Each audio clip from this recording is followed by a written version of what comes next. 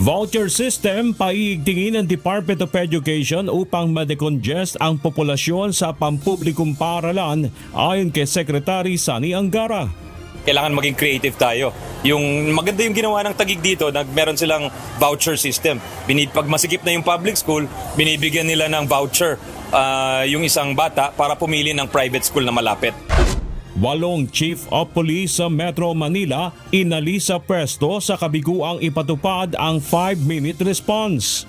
Hindi mo magagawa ang 5-minute response kung hindi makapag-command ang ating mga chiefs of police. I want them to actually command, not only figuratively, but literally, they can issue the command over the radio, over any communication na kung gusto nila. Paglabag ng mga motorista sa no contact apprehension policy, pwede nang makita sa website. Pinipilit namin maging real time na pagka-notify sa iyo, upload na rin yung video upon confirmation. Kaya nga po, humingi kami ng another 2 months siguro para ma-incorporate yung mga enhancements. Lisensya ng taxi driver na naningil ng sobra sa pasahero sa Ninoy Aquino International Airport, babawiin ng Land Transportation Office. Crackdown sa mga mapagsamantalang taxi driver, ipinag-utos ng Department of Transportation. Pero ang kailangan talaga nating i-crackdown dito, yung mga taxi na hindi sumusunod sa cap, hindi sumusunod sa price ceiling. No, so yun ang gagawin natin. No, yun ang gagawin natin ngayon. Magka-crackdown tayo, lalong-lalo na sa mga major areas.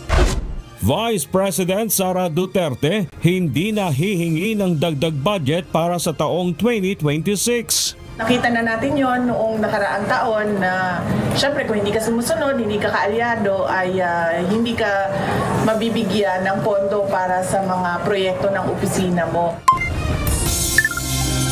Tugon sa kautusan ng Senate Impeachment Court, isusumite ng Kamara sa mga susunod na araw. Ang prosecution panel ay magsusumite o maglalahad ng appropriate pleading. Ngayon, I assure the public that if the House prosecution panel will not be or not provide reason for any delay. Desisyon ng Supreme Court sa mga petisyon kaugnay ng impeachment process. Hindi na dapat hintayin bago ituloy ang impeachment trial, ayon kay Senator Coco Pimentel. Do not wait for the Supreme Court to act. Ang Supreme Court hindi namin consultant. Huwag namin itratong consultant ang Supreme Court. So tuloy lang lahat ng mga maliit na bagay, pasa sa Supreme Court, pasa hindi po. Dating pulis na matapang na nagpahayag ng saloobin laban sa PNP, inaresto sa kasong inciting to sedition. Well, I would like to think na si Puntillas is just a very, very small exception. An aberration to the organization. We have 220,000 people. Siya lang naman mag-isang gumawa nun at wala namang iba. Philippine Air Force, planong bumili ng karagdagang multi-role fighter jets. Of course, the plan or the proposal to acquire multi-role jet fighters is still pending. It's still part of our plans because we still need more. Lumang school buildings na ginagamit pa ngayon, patunay na pinabayaan ng edukasyon ayon kay Pangulong Ferdinand Marcos Jr. Senior high school walang naging bentahe ayon sa presidente. Wala naman naging advantage, hindi rin nakukuha sa trabaho. So that's his frustration and that's also my frustration. So we'll see what the Congress will do.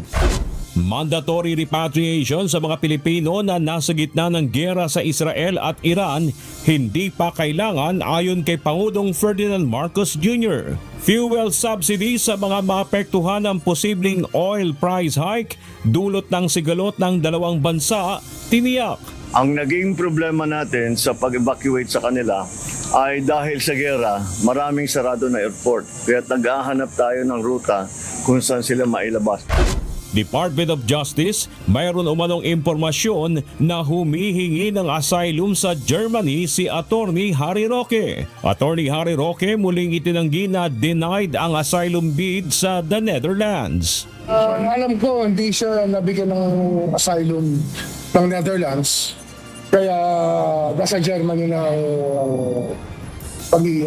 pagbibigay nito sa pakasarako.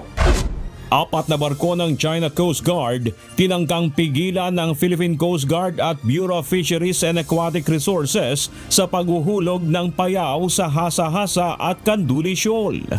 So this is China Coast Guard 5101. Makikita nyo, it is once again carrying out dangerous maneuver, crossing our bow. Transport Network Service Vehicles o TNVS driver. Inaresto ng National Bureau of Investigation dahil sa pagnanakaw at pananamantala sa kanyang pasahero. Napansin ko siya sa likod, sir, is nakatulog, nahulog sa upuan, sir. Gumilid ako sa gilid, tinulungan ko siya makabalik sa upuan. Kasi di pa rin siya nagising, sir. Tapos nung ko na siya sa upuan ng may, sir, doon na, sir, dala ako sa tukso, sir, temptation, sir. Kung hindi ito nare-report at hindi na-file yung kaso, hindi ito magre-reflect sa aming records, criminal or derogatory records. Philippine National Police planong makipag-ugnayan sa lumutang na whistleblower na nagsabing inilibing sa Taal Lake ang mga nawawalang sabungero. It will be a challenge because alam natin napakalalim yan at kailangan natin ng mga diver siguro para kukuhanin yan at dadaan po sa proseso yan kasi ilang taon na po ang lumipas. Mahigit 50 Chinese maritime militia vessels muling namataan sa loob ng Rizal Reef. During the course of the patrol na ginawa ng ating aircraft, it has successfully confirmed the presence of Chinese maritime militia sa loob ng Rizal Reef. Vice President Sara Duterte hindi dadalo sa ika-4 na State of the Nation address ni Pangulong Ferdinand Marcos Jr.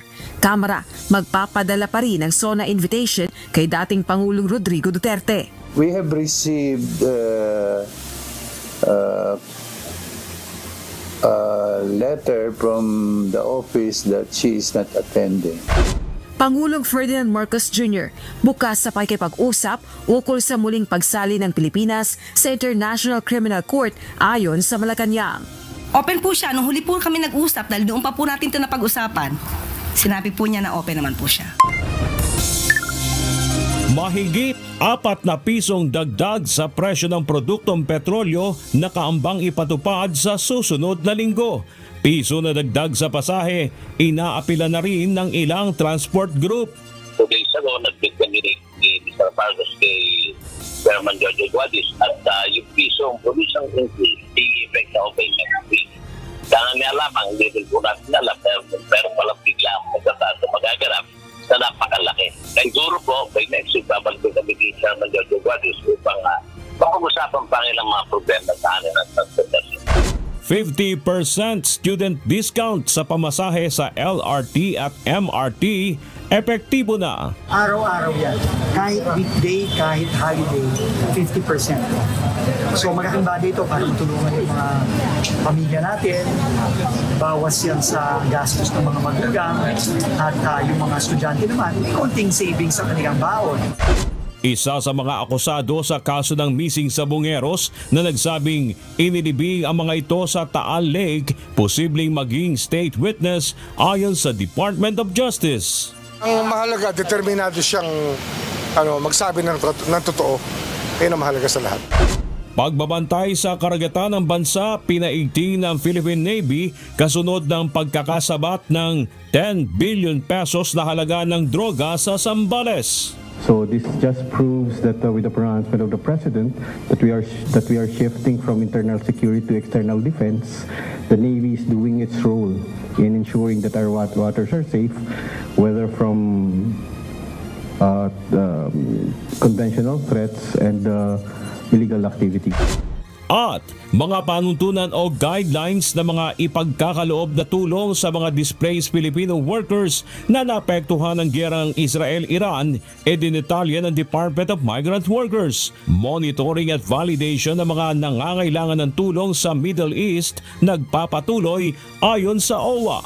Isa-isa po natin ang listahan na ng mga kababayan natin na kailangan po ng assistance sa ngayon.